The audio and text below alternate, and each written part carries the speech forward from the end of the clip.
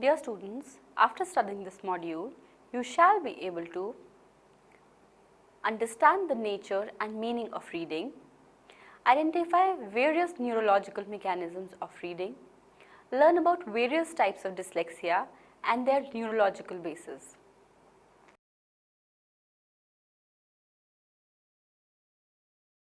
Reading is a complex cognitive process. It is known as visually guided thinking. It is the mental process that requires perceptual and other cognitive processes. Good knowledge of language and grammar is also required. Some understand reading as a process in which we identify and extract meaning from individual words, while others describe it as a process of organizing thematic structure of entire text presented at a time. It is a skill that has great value in contemporary society. It is of utmost importance to discover the neural basis of reading and the problems of poor readers. Traditionally, reading and its disorders were reflected as a mental process that involved hierarchical organization of orthographies. The level of analysis included the phoneme, morpheme, syntax and semantics of the sentence. Go has formulated the simple view of reading, in which reading comprehension equal the product of single word recognition and listening competition, or reading comprehension is equal to word recognition into listening comprehension. Later models were developed on this definition and word recognition, that a simple cognitive activity was studied to understand the process of reading. With the development of cognitive neuropsychology, researchers had arrived at new classification of reading and its disorders. They proposed that the reading behavior is mediated by activity in which particular areas of brain are involved. Since reading in itself is a complex activity, each of its components can be broken down into constituent cognitive processes which may be organized in different parts of the brain. Further, they found that many of these constituent cognitive processes involved in language also play a role in other behaviors. For example, some of the areas of the brain that participate in short-term memory and visual pattern recognition are closely linked to reading process as well. This module is an attempt to highlight reading as a complex mental process in which various other mental processes like word recognition, listening comprehension are involved, and there is localization of each mental process in different parts of the brain. It also highlights the reading disorders and presents the in-depth analysis of reading disorder. The disorder largely depends on the level at which the cognitive process is impaired. In effect, the type of reading disorder will depend on which part of the brain shows abnormality. Researchers using the cognitive neuroscience approach also have their disposal an increasing array of techniques for studying the process of reading and its disorders. Research methods. To understand the process of reading, cognitive psychologists have used various research methods. Recently, cognitive neuroscientists have used several techniques to study the localization of brain areas in each cognitive process. Some such techniques are described below. Recording eye movements. Recording eye movements is an unobtrusive method of providing a detailed online record of attention-related processes involving in reading.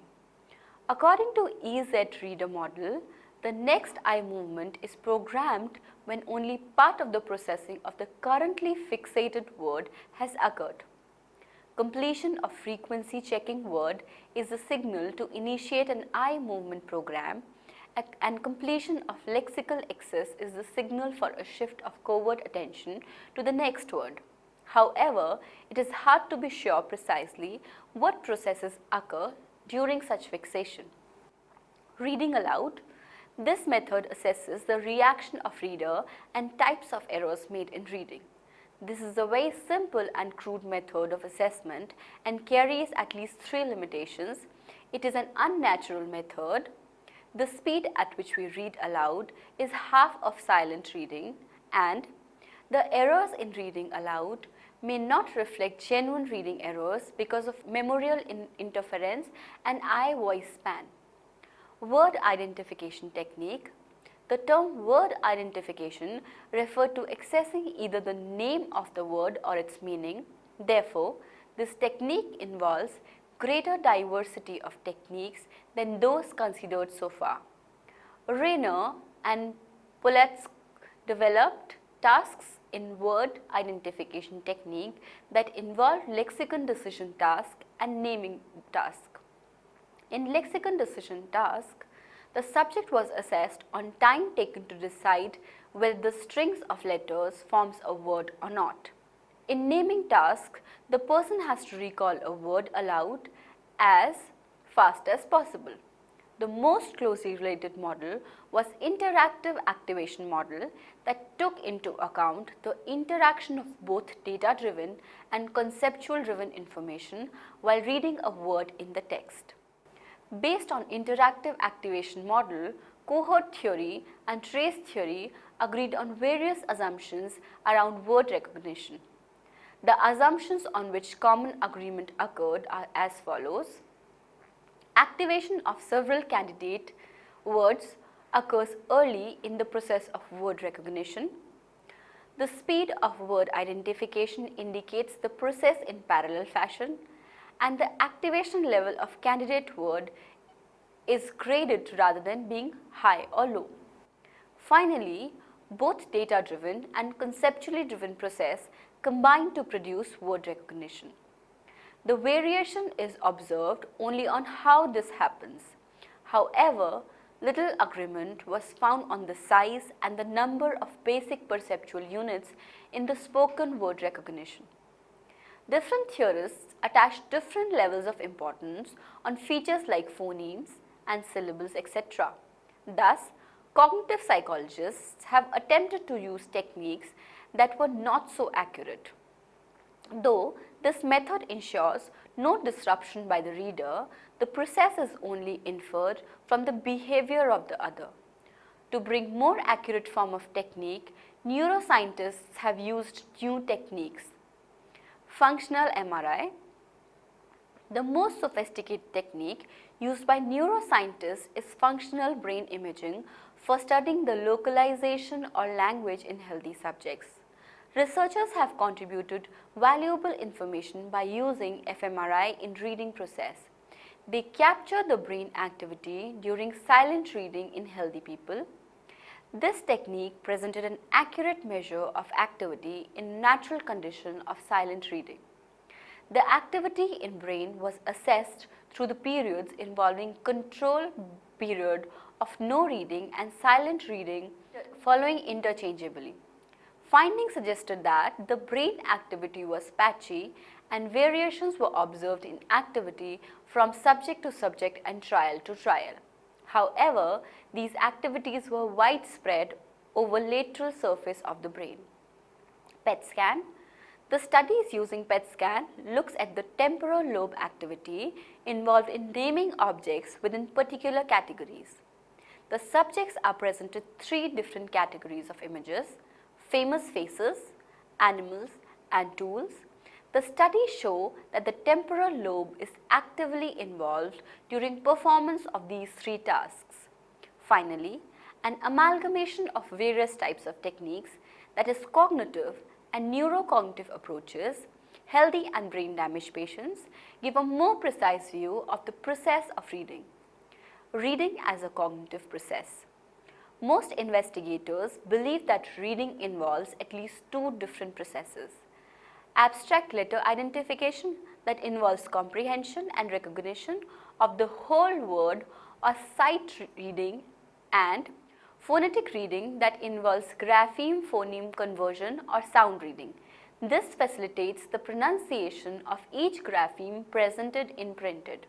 Cognitive neuropsychologists have identified some of the processes and structure that may be involved in reading. Ellis and Young proposed dual rote model of reading. They identified the components of reading by studying the patient who exhibited acquired dyslexia, that is, impairment of reading produced by brain damaged adults who were previously skilled readers. According to the dual route model, there is an indirect route between the printed words and the speech based on grapheme-phoneme conversion. This indicates that each word is converted into distinctive sound and then presented in buffer of sounds. This process takes longer time than the second route, which is more direct based on the lexical axis. The understanding of this reading process highlights the fact that reading is a complex process which involves various other cognitive processes. To understand which kind of disorder an individual is suffering from, it is imperative to understand at what level the disorder is occurring and which part of the brain is showing abnormality. Reading disorders. Within the domain of reading, there is possibility of two major kinds of reading disability, that is developmental dyslexia and acquired dyslexia. Developmental dyslexia involves deficits in reading during developmental phases from childhood onwards. Three kinds of developmental dyslexia: dysphonetic, dysdetic, and the third category showing amalgamation, the above mentioned two forms of developmental dyslexia have been identified. Individuals with dysphonetic dyslexia have difficulties with decoding sounds associated with words, that is auditory linguistic defects. In dysdetic dyslexia, individuals exhibit difficulties with identifying whole word, that is visual spatial defects. The third category incorporates both auditory linguistic and visual spatial subtypes of dyslexia.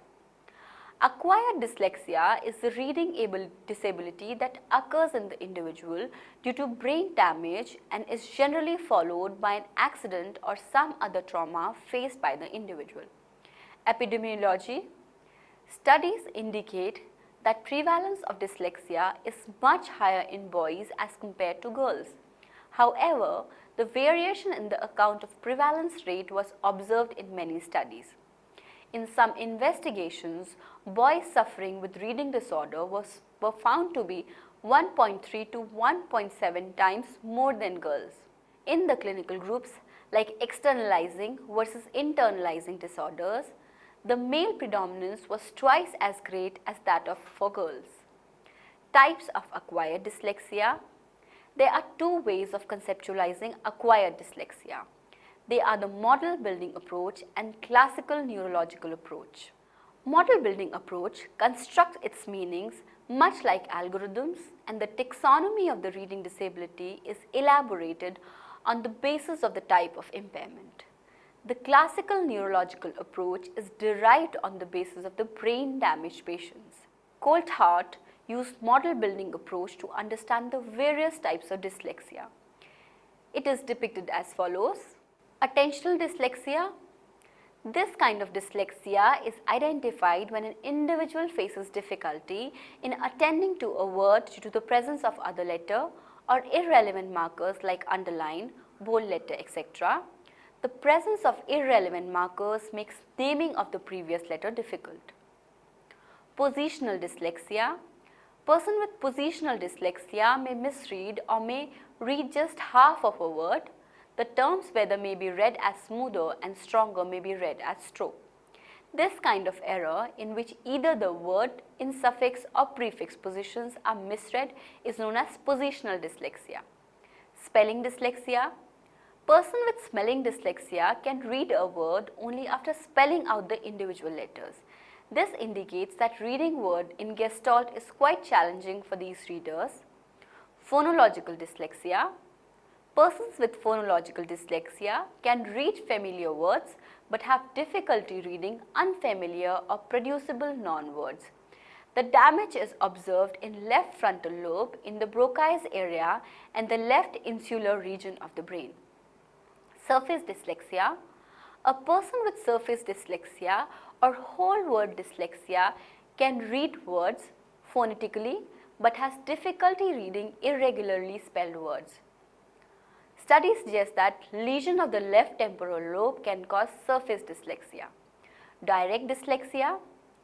Direct dyslexia resembles transcortical sensory aphasia, except that the words in the question are written and not spoken. The individual suffering with deep dyslexia is able to read aloud even though he cannot understand the word he is saying. Neurological basis of reading disorder. In the last 2 decades, neurological bases of reading disorders have been understood better due to advances in both behavioral and molecular genetics, chromosome-based studies, studies on sibling pair analysis where one sibling has an extreme score have been used to understand genetic loci. The studies have provided significant evidence of qualitative trait located in 2 cm region of the interval between D65105 and TNFB markers situated in 6p21.3. Other replicated regions for RG include linkages like P36, 2p, 15 to 16 and 15q21c reviewed in Smith et al. In addition, a recently completed whole genome search of 2 separate samples identified the location of another likely QTL influencing RD on chromosome 18p. Hence, at this point, it appears that there are at least 5 QTLs that influence RD. Several hypotheses about the transmission of dyslexia have been advanced. Dyslexia are not X-linked disorders, and there is little incidence of parental gender effects on transmission. Slight preponderance of males over females has however been observed. There are major locus effects in several samples. Dyslexia is genetically heterogeneous. A necessary disease LE hypothesis can be rejected because there is evidence for major locus effect on transmission of normal violation in reading skills. Brain mechanisms. Studies indicate that though the overall volume of neocortex did not differ by group, dyslexia and non-dyslexia, the insular and anterior superior neocortex was significantly smaller in normal than in the reading disorder group, whereas retrocallosal cortex was larger. Brain activity in multiple regions showed that there was no special localization of one brain area in reading task. The PET and the fMRI studies showed difference in brain activity when individuals with dyslexia were compared with the control group. Reduced activity in the Wernicke's area accompanied by an increased activity in more posterior locations which highlighted the temporal parietal function. Other studies indicated the following: increased metabolism in the lingular gyrus and greater symmetry of activation in lingular and prefrontal regions, greater activation in the medial temporal lobe bilaterally, reduction in left posterior temporal cortex near Wernicke's area and the left temporal parietal cortex near the angular gyrus during rhyme detection task. During syntactic task, normal activation in both anterior, temporal and inferior frontal area. In non-verbal tonal memory task, an uninterrupted right hemisphere reduction was observed. Studies indicated mixed results in activation of left insular region. They also observed reduced blood flow in posterior perisylvian area of brain. One of the tasks involved visual motion sensitivity task. Dyslexics performed more poorly on this task than the other. Neuroimaging results show activity reduction in part of the ventral visual pathways, especially in the area of MTIVs. These results suggest possible visual processing deficits in both brain and behavior in person with dyslexia. In a recent MRI study, it was found that there was a decrease in gray matter in the left temporal lobe and bilateral decrease on the function of the temporal, parietal and occipital lobes. However, these are general pointers and one cannot reach a definite conclusion based on these observations. Reading disorders in different orthographic systems. Reading disabilities can vary depending on the languages of varying orthographic system. Most languages, including English, contain many irregular words, are not very conducive for individuals with dyslexia. In contrast, languages like Italian, Spanish, Finnish, Czech and Japanese are dyslexic-friendly languages. However, when individuals acquiring any language mentioned above were asked to read while their heads were in PET scanner, their scans all showed the same pattern. A decrease in the activity of lex occipito-temporal region was found. Thus, this finding suggests strong evidence of neurological basis of reading and its disorders. Summary: some of the areas of the brain that participate in short-term memory and visual pattern recognition are closely linked to reading process as well. Neuroscientists have used techniques like functional brain imaging to study the localization of brain areas in each cognitive process and reading disorder. There are two major kinds of reading disability, that is developmental dyslexia and acquired dyslexia. Two ways of conceptualizing acquired dyslexia include model building approach and classical neurological approach. Neuroimaging results show activity reduction in part of the ventral visual pathway, especially in the area of MTIVs. These results suggest possible visual processing deficits in both brain and behavior in the persons with dyslexia.